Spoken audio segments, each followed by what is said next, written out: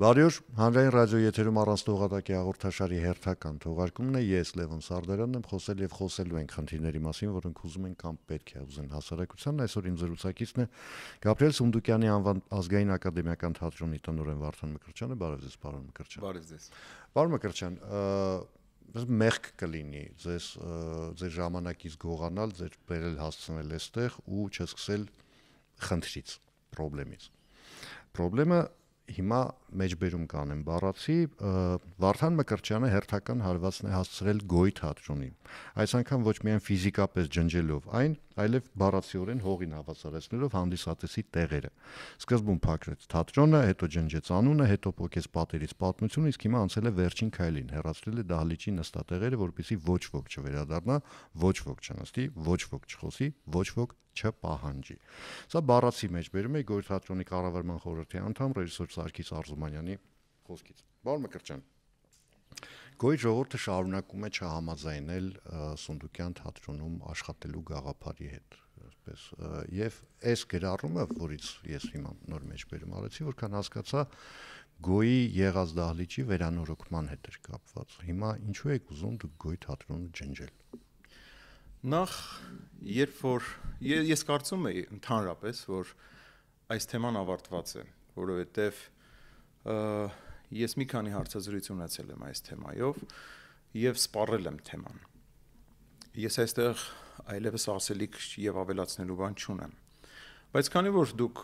հրավիրել եք, ես ընդունել եմ ձեր հրավերը եւ դուք ունեք հարց, ես պատասխանեմ։ Շատ կարեւոր է լսել այն խոսքը, որը արժանահավատ է, որը ճիշտ է։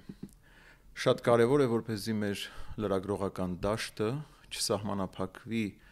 սոցիալական ցանցերի Facebook-յան բամբասանքների եւ զրպարտությունների եւ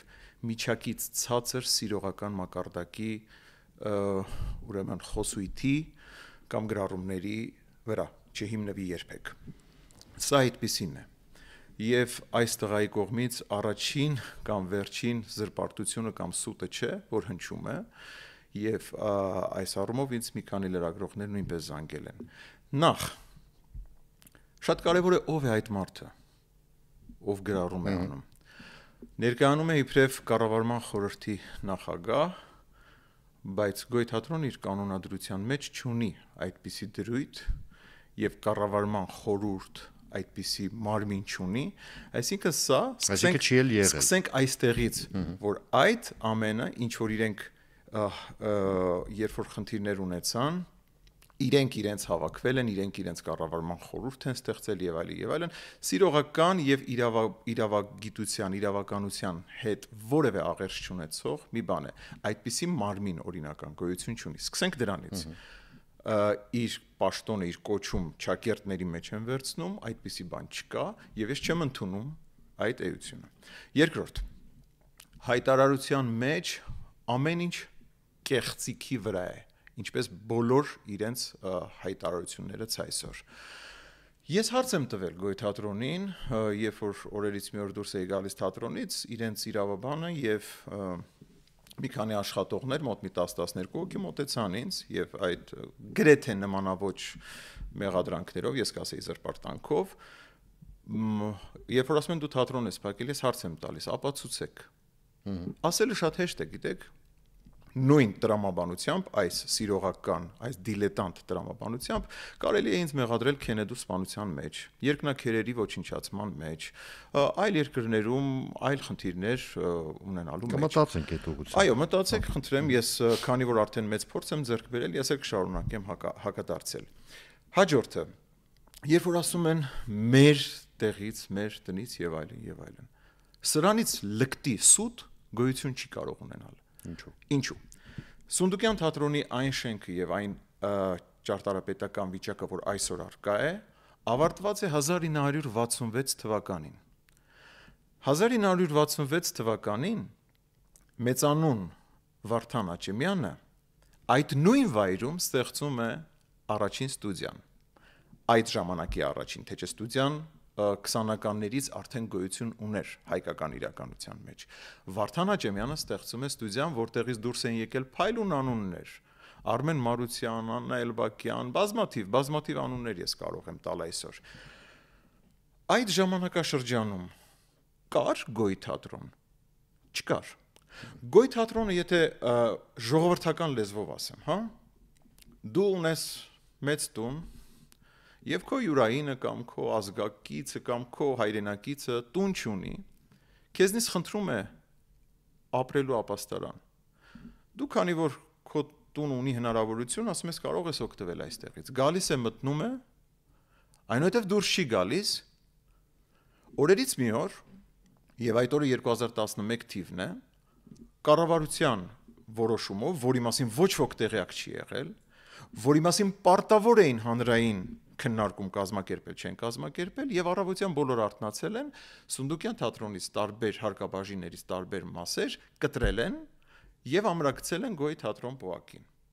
Այսինքն դու մարդկանց տեղ ես տվել, որպես ինստիտուտ, հա, ես ինստիտուտի անունից եմ խոսում, իմ անձը այստեղ որևէ առնչություն չունի, խնդրում եմ սա ֆիքսենք։ Եկել մտել են, դուրս չեն եկել, օրերից մի օր այդ տան մի հատվածը վերցրել են իրենց եւ ասում են մեր տարածքը 1966 թվականին դու ուր էիր այ տղա այ Սարգիս դու ծնված էլ չէիր եւ չգիտեմ եւ այսօր էլ փաստացի դեռ չես կարողանում ծնվել իբրև արվեստագետ որովհետեւ ներկայանում ես իբրև ռեժիսոր բայց չպահանջված ռեժիսոր ես եւ նույնիսկ չգիտեմ ռեժիսորական կրթություն ունի ինչ Այսինքն այս տղայի այս մակարդակին չարժի իջնել, հարգելի Լևոն։ Չարժի իջնել այս, որտեղ սա նույնիսկ նյութ չէ։ Երկրորդը, ես մինչ օրս զբաղված եմ թատրոնաշինությամբ։ Այդ աթոռները, որի մասին խոսում են, ես եմ նվիրել Գոյ թատրոնին, երբ որ 15 տարի առաջ ես այդ աթոռները համազգային թատրոնում էին, այդ աթոռները նվիրել էր Վահագն Հովնանյանը համազգային թատրոնին, եւ դեռ 15 տարի առաջ այդ աթոռները իրենց կյանքը սպառել էին։ Եվ ես այդ աթոռները ուղղակի հանեցի, որովհետև համազգային թատրոնի համար գնեցի նոր աթոռներ։ Հիմա վատ բան է կարել, նվերը չեն նվիրում։ Միտքս ավարտեմ, նվերը չեն նվիրում, դրա համար էլ էսպես է։ Եվ ուրեմն այդ աթոռները Մազմանյան Արմենը զանգեց ինձ, խնդրեց, որ տրամադրեմ իրենց, ես նվիրեցի, տվեցի իրենց, բալանսից բալանս փոխեցինք, որովհետև ես դեռ այն ժամանակ դա համարել եմ անպիտան աթոռներ։ Այսօր ինչ որ կատարվում է, սրա մասին մենք խոսենք մի որոշ ժամանակ անց եւ այդտեղ որևէ հանդիսատեսի մուտք չի փակվում, այդտեղ որևէ ամեն ինչ որ անում ենք ավելի լավացնելու, ավելի բարեկեցիկ դարձնելու համար։ Եվ ես Գոյ թատրոնի աշխատակիցներին մի քանի անգամ եւ իրավական դաշտում հրավերներ ուղարկելով աշխատանքի եւ հանրային տիրույթում հեռուստատեսություններով հրավիրել եմ աշխատանքի միասին արարելու, միասին առաջ շարժվելու եւ ստանձնել են պատասխանատվություն իրենց կյանքը ավելի լավը դարձնելու։ Այս անձնավորությունը, որը այսպիսի դե իր ժամանակը շատ է, հասկանալի է, պահանջված չէ, իր ժամանակը շատ է եւ այսպեսի պետք է փորձի ինչ որ իր մեղքը թաքցնելու համար մեղավոր գտնել։ Պիտի վստահ եմ, որ չի հասկացել, ակնհայտ է իր վարքագծից, որ հասկանալու հետ խնդիրներ ունի, իր մեղքը թաքցնելու համար թիրախավորում է ինձ։ Անհեռանկար գործ, իր պատճառով շատ մարդիկ զրկված են այսօր ստեղծագործելու իրավունքից, հնարավորությունից, իրավունքից չէ։ Իրավունքից որևէ մեկը որևէ մեկին զրկել չի կարող։ Հնարավորությունից են զրկված, որովհետև ինքը այդ բոլոր մարդկանց ինքն իրեն հռչակել է առաջնորդ, այդ մարդկանց ինչ որ եղանակներով տարել է իր հետևից, այդ մարդիկ հավատացել են եւ հայտնվել են շատ տխուր իրականության մեջ, փաստի առաջ։ Լավ, ուրեմն ֆիքսենք։ Այն ինչ որ կա, մենք արկա վիճակի մասին խոսենք մի որոշ ժամանակ հետո եւ կտեսնենք ինչ փայլուն միջավայր է դա դառնալու, ոչ թե հակահիգենիկ եւ կիսափլուզված մի վիճակ։ Երկրորդը, դա եղել է Սունդուկյան թատրոնի տարածքը մշտապես եւ այսօր էլ կառավարությունը վերադարձրել է այդ տարածքը իր տիրոջը 11 թվականից 24 թվականը նախկին կառավարությունը վերցրել էր, այս կառավարությունը վերադարձրել է։ Երրորդ կապրենք, կտեսնենք, թե ինչ է լինելու այդտեղ։ Շատ լավ։ Տեսեք, ես ինքս երթյալ դաթերասեր չեմ, անկեղծ ասեմ։ բայց ես չեմ հիշում առնվազն գոնե Արմեն Մազմանյանի մահից հետո որ Գոյ թատրոնը ինչ որ տես ակտիվ ստեղծագործական փուլերով անցնի Գարեգին Նժդեի արձանի մոտ իրականացված բեմականացումը չեմ հաշվում, ինչի որովհետև այդ ավելի շատ հիշեցնում էր բողոքի ակցիական ներկայացում որպես այդպեսին եւ ըստ այդմ մի մոտ միշտ հարց է առաջանում, ես իրենց էլ այդ հարցը բնականաբար կտամ մի օր հարմար առիթով ինչ չի կարող տալ Սունդուկյան ազգային ակադեմիական թատրոնի բեմը Գոյին, որ իրենք այսպես համառորեն չեն համաձայնում աշխատել այդ ֆորմատով։ Իրենց փոխարեն չեմ ուզում պատասխանել, համենայն դեպս այս ընթացքում այս խնդիրները երբ որ առաջացել են եւ գիտեք ինչ հատվածներ կան, պահեր կան մարդու կյանքում, որ ես միշտ փորձում եմ ինձ հեռու պահել եւ փորձում եմ ինձ զսպել մարդկանց իրական դեմքը գոնե հանրային դաշտում շատ չհնչեցնելու, բայց այս պարագայում արդեն երևի թե քանի որ դիմացի կողմը բոլոր չափեր անցել է, կարելի է որոշ բաներ ասել։ Այս մարդիկ նույնիսկ գրություն են ուղարկել նախարարություն, հստակ հարցում անելով ում ծրագիրն է, ով է առաջարկել, նախարարությունը ստանձնել է պատասխանատվությունը, ասելով, որ սա մենք ենք, մեր նախագիծն է եւ այլն եւ այլն։ Այս ամբողջ խնդիրների ընթացքում նախարար Ժաննա Անդրեասյանի, փոխնախարարների, վարչության պետերի, աշխատակազմի ղեկավարության բազմաթիվ քննարկումներ են եղել եւ ինձ ուղղակիորեն մի որոշ ժամանակ հետո ներգրավել են այդ քննարկումների մեջ եւ նախարարը ինձ ուղիղ հարց է տվել. «Պարոն Մկրտչյան, դուք ինչ եք առաջարկում, ինչ կարող եք դուք անել ձեր կողմից»։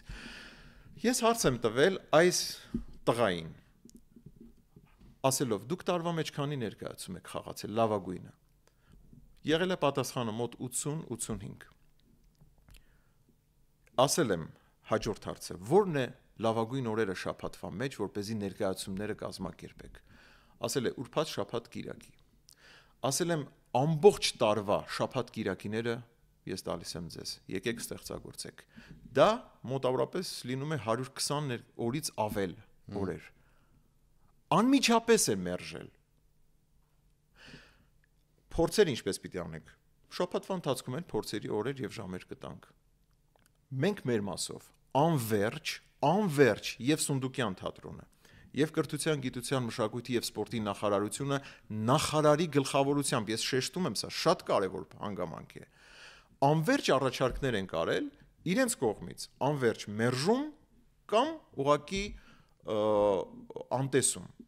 Իրենք փորձել են նաեւ թատերական գործիչների, այլ կառույցների միջոցներով ինչ որ բաների հասնել, ում հետ ինչ պայմանավորվել են, ամեն ինչ կիսատ են թողել եւ անպատասխանատու մոտեցում են ունեցել։ Հետևաբար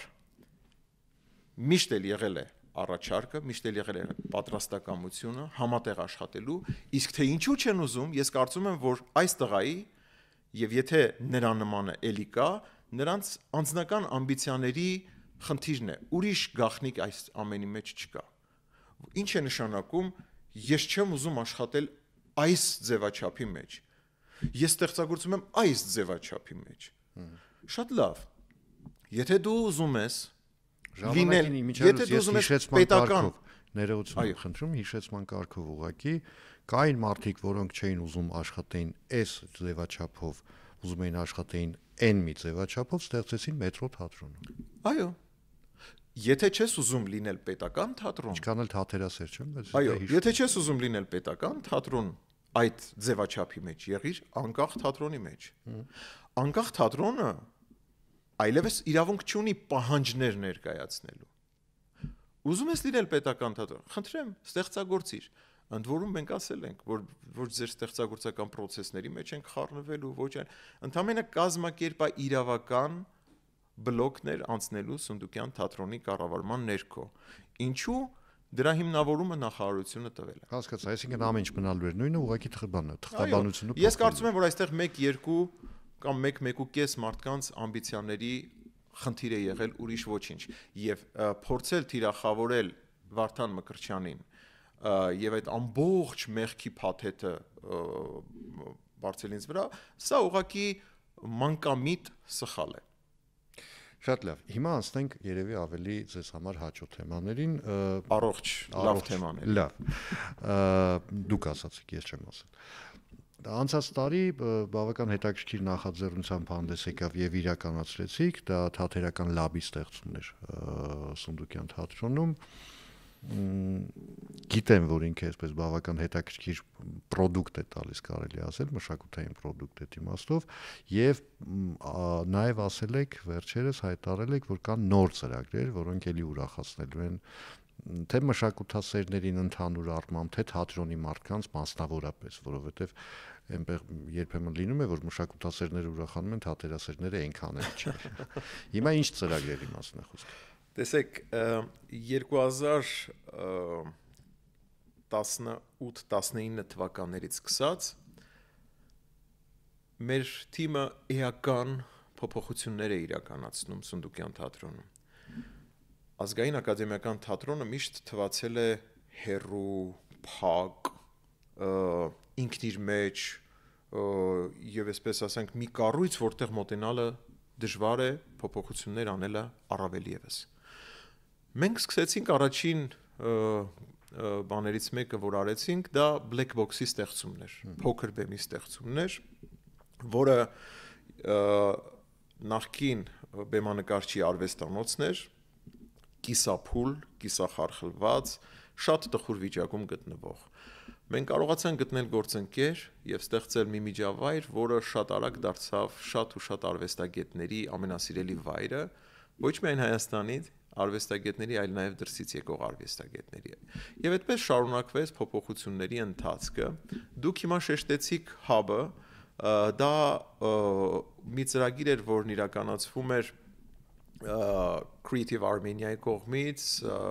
բարեգործական միության, Եվրամիության աջակցությամբ էր կատապուլտ ակսելերացիոն ծրագրի շրջանակում։ Մենք ստեղծեցինք Պանո արվեստի տուն եւ սրճարան, որը շատ հետաքրքիր միջավայր է եւ իր խնդիրն է ազատ արվեստագետներին համախմբել։ Այդ դուք ասացիք թատերասերները, արվեստասերները, այս պարագայում ազատ արվեստագետները անկախ նրանից, նրանք թատրոնով են զբաղվում,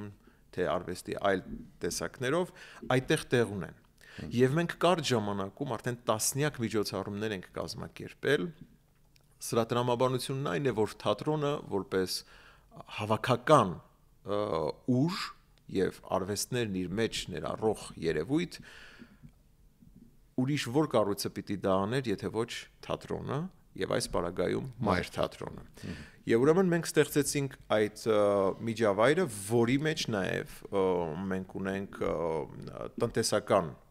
հեռանկարներ ենք տեսնում, ինքը կարող է լինել քաղաքի կենտրոնում, բայց քաղաքից կտրված բոհեմական մի միջավայր, որտեղ մարդը կարող է գալ, աշխատել, սուրճ խմել, ինչու՞ չէ ճաշել, երեկոյան մասնակցել որևէ մշակութային միջոցառման եւ այդպես շարունակ։ Կարծում եմ մեր քաղաքում նման վայրերի կարիք շատ կա, ինքը առողջ, լուսավոր մի կետ է։ Ինչ ենք անում հաջորդիվ։ Ուրեմն այս օջախների ակտիվացման եւ առողջացման զուգահեռ ստեղծագործական նոր արարությունների եւ նոր հորիզոնների հետևից ենք գնում։ Ես մոռացա խոսքիս մեջ նշել, որ մենք նաեւ վերաբացել ենք մեր թատերական ստուդիան, որ ինչպես նշեցի 66 թվականից եղել է։ Թատերական ստուդիան գործում է նաեւ այդ տարածքում, ինչպես նաեւ թատրոնի այլ տարածքներում։ Այս պահին մենք քաղաքական գործիչներից մի մասին խորհուրդ եմ տալիս գնալ այդտեղ սովորել։ Իրենք կարող են որոշել, բայց դա կարծում եմ տարիքային սահմանափակում ունի, եթե քաղաքականությամբ զբաղվում են տարիքով մարդիկ։ Գոնե մեզ խղճալով մի արի։ Այո։ Ուրեմն մենք այս պահին հրավիրել ենք բեմադրիչ Լատվիայից Հայկ Կարապետյանին, ով հիանալի մի արվեստագետ է, կայացած, ով բեմադրություններ է անում Հերմանեսի թատրոնում, իսկ Հերմանեսի թատրոնը Եվրոպայի կենտրոնական թատրոններից է, բեմադրություններ է անում Լատվիայի ազգային օպերայում, բեմադրություններ է անում Լիոնի օպերայում, հրավիրել ենք AJ Weisbard-ին, ով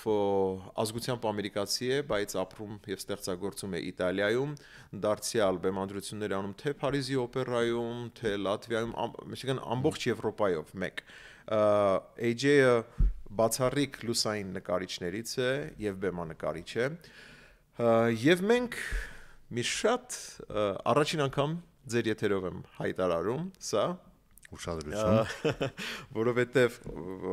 այսինքն թատերական միջավայրերը գիտեն, բայց դեռ հայտարարությունը չի եղել,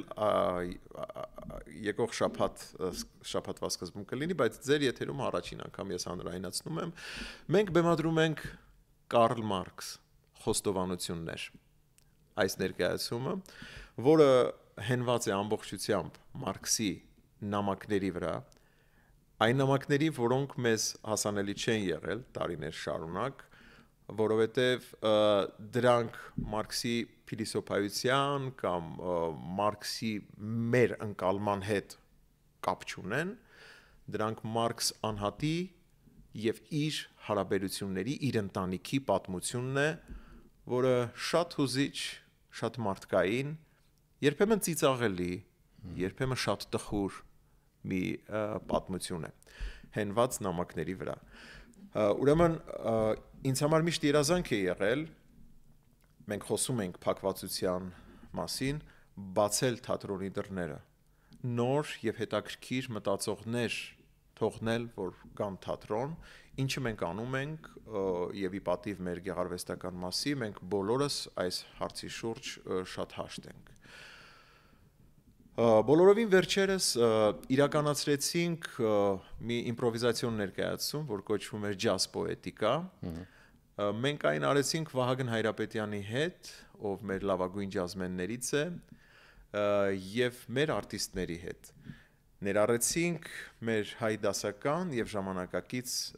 գրողների ստեղծագործությունները, Ավետիք Իսահակյանից ու Չարենցից մինչեւ Խուսիկարա։ Այսպես մենք շատ ակտիվ մեր գործունեության մեջ ենք եւ դեռ շատ անելիքներ ունենք։ Պարոն Մկրտչյան, այսպիսի մի դիսկուրս կա, բավական տևական ժամանակ ինք շարունակվում է, ես իմ հյուրերից մի քանիսի հետ այդ թեմայով խոսել եմ, խոսքը վերաբերում է այսպիսի մի թեզ կա, որ պետությունը չպիտի ֆինանսավորի թատրոններ, այսինքն պետական թատրոն հասկացությունը ինքը հակաբնական է ապրիորի, ասենք Միացյալ Նահանգներում պետական թատրոններ չկան, Եվրոպայում պետական թատրոններ չկան։ Եվ հիմնավորումը մոտարապես հետևյալն է. եթե թատրոնը դոտացիոն է, դա նշանակում է, որ հանդիսատեսը չի գնում թատրոն։ Հետևաբար ինքը շահույթ չի բերում։ Հանդիսատեսը չի գնում, որովհետև դա նշանակում է, որ թատրոնը լավը չի։ Իսկ եթե լավը չի, ինչու պիտի պետությունը ֆինանսավորի վատ ինչ-որ մի բան, ցանկացած բան։ Հիմա այս տրամաբանական շղթայի հետ դուք համակերպվում եք, թե այնուհանդերձ ունեք ձեր տեսլականը։ Իբրև մասնագետ ես չեմ կարող չունենալ իմ տեսլականը։ Շատ կարևոր է, որ մասնագիտական տիրույթի մասին խոսելիս, մասնագիտական դաշտի մասին, դաշտը քննության առարկա դարձնելիս, մասնագետները խոսեն դրա մասին, այլ ոչ թե այլ մարդիկ։ Ես շատ հաճախ իմ ընկերներին, իմ գործընկերներին ասում եմ, գիտեք, երբ որ դուք քաղաքականության, քաղաքական որևէ երևույթի, քաղաքական որևէ գործի մասին, այդպես հրապարակային խոսում եք, շատ ծիծաղելի եք ինձ համար։ Եվ նույնն շատ ծիծաղելի են երբեմն դառնում մարդիկ, ովքեր թատրոնից չեն հասկանում, բայց թատրոնի մասին շատ լուրջ սկսում են խոսել, մշակույթի կառավարման եւ այլ հարցերի շուրջ։ Պետք չէ խառնել, պետք է միշտ հին ասացվածք կա. հացը հացթուխին տուր, ալյուրը հացթուխին տուր, երկու հաց ավել տուր։ Այս սկզբունքով պետք է շարժվել եւ մասնագետներին լսել։ Այս դիսկուրսը որ կա, որ դուք մեջ եք բերում, ես հասկանում եմ դուք այդ գծերը ուր եք տանում, խոսքն ավելի շատ վերաբերում է թատերական համակարգերի եւ կառավարման մոդելներին։ Ունենալ պետական թատրոն, թե ոչ։ եթե ուզում ենք ունենալ պետություն, չենք կարող չունենալ պետական թատրոն։ Եթե ուզում ենք ներկայանալ աշխարհի որպես պետություն, մենք իրավունք չունենք չունենալ պետական թատրոն։ Մենք չենք կարող չունենալ օպերա, օպերային թատրոն եւ հրճակվել քաղաք եւ շատ լուրջ մեր քաղաքը ներկայացնենք։ Դա անկարելի է, դա քաղաքի թիվ 1 ցուցիչներից է։ Հիմա դուք անմիջապես կհարցնեք, իսկ ինչպես է Ամերիկան։ Իսկ ես ձեզ անմիջապես կհակադարձեմ։ Իսկ ինչու՞ չեք մեջբերում այլ երկրներ։ Ես կարող եմ, ասենք ես կարող եմ Անգլիայի օրինակը թագավորական թատրոն, այո, բայց Ամերիկայում կա հիմա գանք երկրորդ փուլին կա կառավարման եւ մոտեցման այլ ձևաչափ, ֆինանսավորման այլ ձևաչափ, որը իրենք գտնում են եւ փորձված է իրենց պարագայում, որ աշխատող ձևաչափ է, մեքենասների ինստիտուտի կայացվածությունը։ Եվ այնտեղ արդեն տասնամյակներով, սերունդներով մարդիկ, հարուստ ընտանիքները հովանավորում են թատրոններին։ Իմիջիայլոց Եվ դա մեդալի պես կրում է, որովհետև դա մեծ պատիվ է։ Այո, օգտվելով ձեր եթերից, օգտվելով այս կարևոր հարթակից,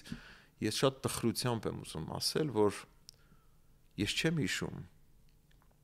կա արդյոք մեր իրականության մեջ, գոնե վերջին 30-40 տարիների ընթացքում, անկախությունից հետո վերցնենք, որ օրինակ մի հարուստ ընտանիք, իսկ մենք հարուստ ընտանիքներ շատ ենք ունեցել եւ ունենք մեր երկրում, մի հարուստ ընտանիք, որը կանգնած է որևէ մշակութային օջախի թիկունքին, մշտապես։ Օպերային թատրոնի թիկունքին է կանգնած, Սունդուկյան թատրոնի, ազգային պատկերասրահի։ Հիմնականում Սփյուռքն են ներկայացնում, Հավատացեք ինձ, մենք չենք ունեցել այդ ընտանիքը։ Ես նույն կներեք, ես նույն Սունդուկյան թատրոնի վրա կարող եմ օրինակը հիշել, քանի որ ես մի քիչ հին մարդ եմ, էլի, ես հիշում եմ, որ լուսահոգի Խորեն Աբրահամյանը այս կամեն ներկայացում անելու համար բառացիորեն կրճում էր ինչ որ այստեղից այնտեղից գումար էր հայթայթում, որ կարողանա բեմադրություն անել։ Հայ թատրոնի պրոֆեսիոնալ հայ թատրոնի սկզբնավորման առաջին օրերից Գևորգ Պետրոսյանը, Գաբրիել Սունդուկյանը Թիֆլիսում, Թիֆլիսահայության մեջ դռնեդուռ տոմս են վաճառել։ Ցավոք սրտի այդ սկզբունքը դեռ չի փոխվում։ Մի քիչ ձևերն են փոխվել։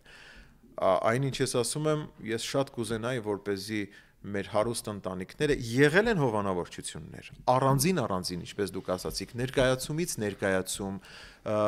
ինչ որ, բայց այնպես արժանապատիվ տարիներ շարունակ կանգնել մշակութային կառույցի թիկունքին, գիտակցելով նրա անհրաժեշտությունը հասարակության զարգացման վրա, այդ ցավում ես շատ սրտի ցավում եմ։ Լավ, այդ դեպքում ինչն է խանգարում պետությանը կանգնել մշակութային սուբյեկտների թիկունքին, այդ ձեր ասած արժանապատվորեն։ Պետությունը կանգնում է իր չափով, իր ձևով եւ իր ունեցած քաղաքականության շրջանակում։ Ընդունում ենք դա, չենք ընդունում, ինչքանով է բավարար, ինչքանով բավարար չէ, սա հարցի երկրորդ կողմն է, բայց ես ուզում եմ շարունակել նաև ձեր հարցը, որ եթե օրինակ մարդիկ չեն գնում թատրոն, բայց այդ պարագայում ես չմտնելով որևէ մի թատրոնի տիրույթ, ասեմ, որ մենք նախորդ տարի 2024 թվականին 192 ներկայացում ենք խաղացել։ Մենք միայն տոմսային տնտեսությունից, խնդրում եմ ուշադիր, ձևավորել ենք 140 միլիոն դրամ միայն տոմսային տնտեսությունից, այլ մեր գործունեությունները թողնում են մի կողմ։ Եվ այլն, եւ մենք պետությունը հիմա որդեգրել է հետեւյալ քաղաքականությունը, նոր ֆինանսական մոդել է ներդրել եւ ասում է դու ձևավորիր արտաբյուջե, որի 75%-ը պիտի կազմված լինի տոմսերից,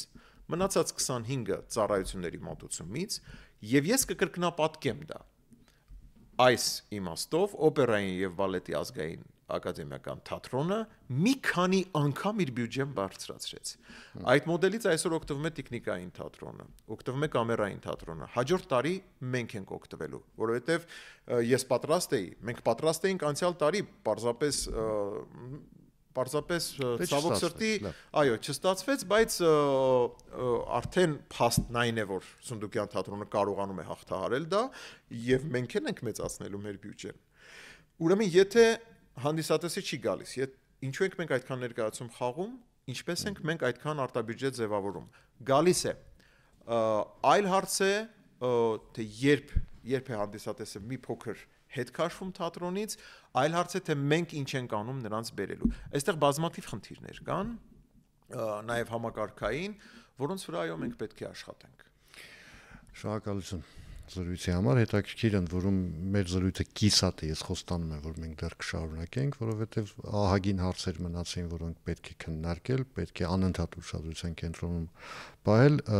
Հիշեցնեմ, որ այսօր իմ զրուցակիցներ Գաբրիել Սունդուկյանի անվան ազգային ակադեմիական թատրոնի տնօրենը,